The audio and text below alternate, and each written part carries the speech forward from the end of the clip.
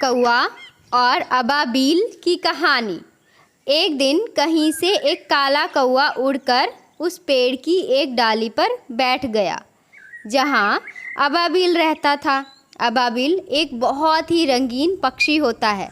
उसे अपने पंखों पर बहुत गुमान था। सभी पक्षियों के सामने अपनी सुंदरता का बखान करता और इतराता। यही उसका रोज़ का काम था। उसने जैसे ही कौए को देखा तो अपनी नाक भौं सिकोड़ते हुए कहने लगा, सुनो, तुम कितने बदसूरत हो, बिल्कुल ही काले। तुम्हारे किसी भी पंख में कोई रंग नहीं है।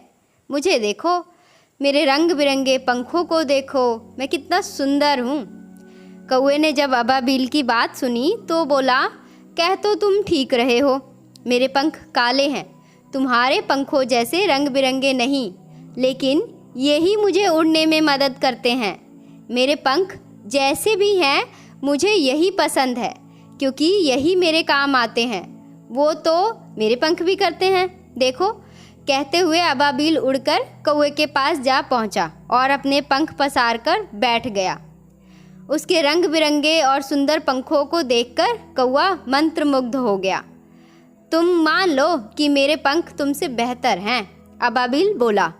वाकई तुम्हारे पंख दिखने में मेरे पंखों से कहीं अधिक सुंदर हैं, लेकिन मेरे पंख ज़्यादा बेहतर हैं, क्योंकि ये हर मौसम में मेरे साथ रहते हैं और इनके कारण मौसम चाहे कैसा भी हो मैं हमेशा उड़ पाता हूँ। लेकिन तुम ठंड के मौसम में नहीं उड़ पाते, क्योंकि तुम्हारे पंख झड़ जाते हैं।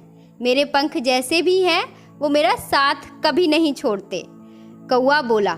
कौआ की बात सुनकर अबाबील का घमंड चूर चूर हो गया।